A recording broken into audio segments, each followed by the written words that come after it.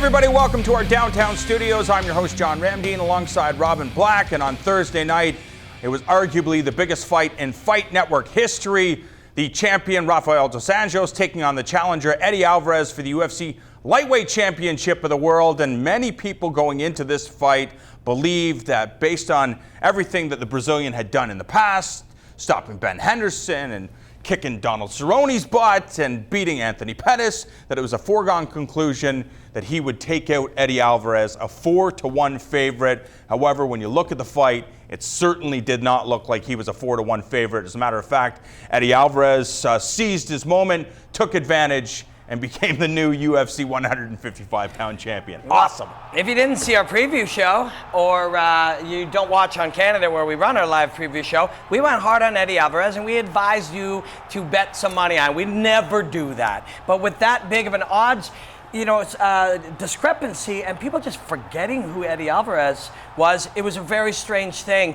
But, I'm not Mystic Black. There's no science to it. There's a number of these we've done, and I'll let you in on the secret now that hindsight is 20/20. We can take maybe Stipe versus Verdum. This is a similar fight in its own way. We picked Stipe to be able to win that fight, and we thought direction change was going to be the key to it, and direction change was the key to it. Now, why is that?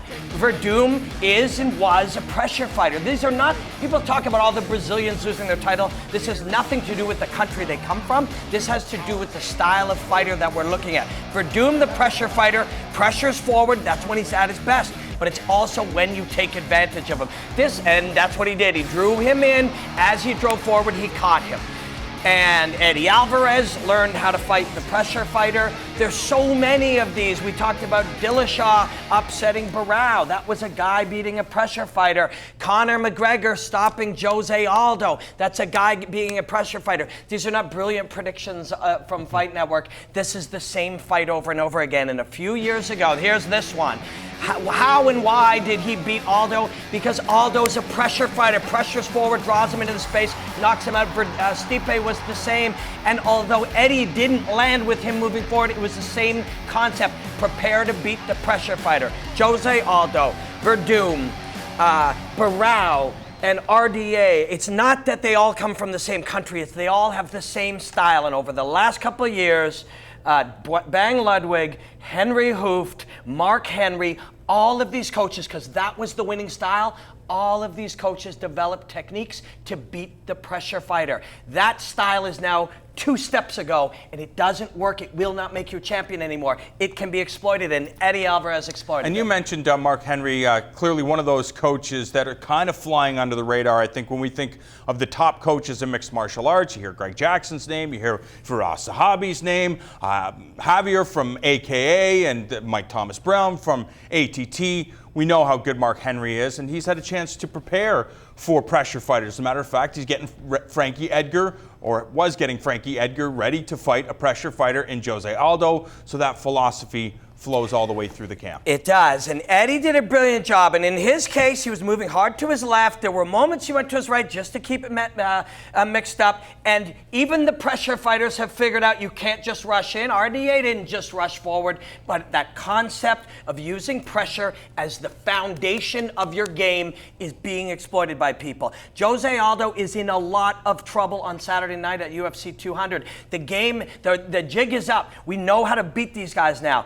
And it's not only 1 step removed, we're already 2 steps removed. Stephen Thompson is 2 steps down that evolutionary journey. So this game is changing rapidly. And if you're fighting, things that worked 5 years ago do not work. Things that worked 6 weeks ago might not work. This game is changing so fast. But luckily, things do go in circles. And I'm sure there is room to be the pressure fighter. You just have to add different elements to make sure that you don't get caught. There's a lot of people out there that believe that Rafael dos Anjos didn't get his fair shot, that the referee should have allowed a few more punches to land on the champion because of how tough he proved to be throughout that fight. I felt as soon as Eddie Alvarez landed that one debilitating blow, yes, when I say debilitating, it didn't send him to the canvas, but RDA was clearly in phenomenal shape, getting ready to face one of the toughest tests of his career. The guy knows how to fight. He just went into cruise control. That was all it was, and I was completely fine with the stoppage because I can just imagine what was going to happen.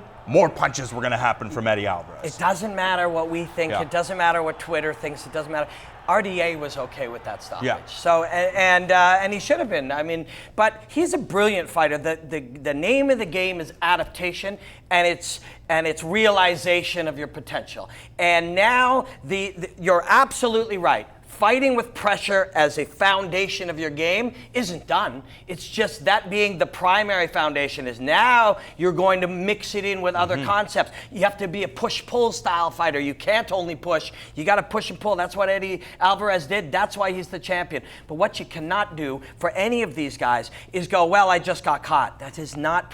If you find your flaw, you can fix it. If you claim or think or believe it was just the universe didn't unfold right, you won't change anything. It's time for the pressure fighter to evolve. And it's some of the right coaches are required, and Mark Henry, he's right on top of this game right now. And we feel that this is one of the biggest stories, I think, of International Fight Week, Eddie Alvarez becoming the champion. But we have to switch focus. I think the masses, the casual fans, would consider Daniel Cormier's replacement. Of course, he was supposed to be in the main event, taking on John Jones for the light heavyweight championship of the world. John Jones out of the fight. They're scrambling. The UFC was scrambling to try to find a suitable replacement for DC, considering it was UFC 200. And I think they delivered, because all the conversations I heard around the office, Anderson Silva, the former middleweight champion, moving up to 205 pounds to take on Daniel Cormier, not for the title, just an attraction bout, an exhibition bout, so to speak, showcase for both Daniel Cormier and Anderson Silva. Yeah, and Anderson Silva, one of the greatest of all time, and he hasn't been winning a lot in the last 5 years, but when we see him at his best, when you see him free to perform and have fun and love fighting, look what he did to Forrest, man. He's beaten 205ers before. We got another one right here. So he can fight at 205. He's won at 205. But of course, this is, arguably one of the three best fighters in the world in Cormier right now. And man, all you got to do is look at the last time Cormier fought a 185-pounder in his 40s. I think we have that somewhere. Dan Henderson, man, he got a hold of Dan Henderson, who's a brilliant wrestler in his own right. I think we'd all agree, and Anderson might, that he's a better wrestler than Anderson Silva at his root. Threw him through the air. He threw Alexander Gustafsson, Josh Barnett through the air. If he gets a hold of Anderson Silva, it's going to be tough. But Silva can go in there, have fun, enjoy the epic nature of UFC 200, get paid a few $1 million, I'm sure, and go after it. And quickly, you say the epic nature of UFC 200. My theory would be that, if you're a fighter on the UFC's roster, this card is coming up. We've seen the main event was supposed to be Conor and Nathan Diaz. That is no longer the main event. It's supposed to be John Jones and Cormier. That wasn't the main event. It's supposed to be Misha and Nunes. That wasn't the main event. That is the main event now. It's supposed to be Brock and Mark Hunt. Things changed. So if you're an intelligent fighter, that there's a possibility of somebody pulling out of this matchup, you be in shape and you be ready for the UFC to call you. So you're saying Anderson Silva might be lying about not I don't know. We've seen Anderson Silva in the past. Remember to tune in to 5 Rounds every Monday at 7 p.m. where Robin Black and I break down everything that is going on in the world of mixed martial arts. And of course, we'll be talking about International Fight Week.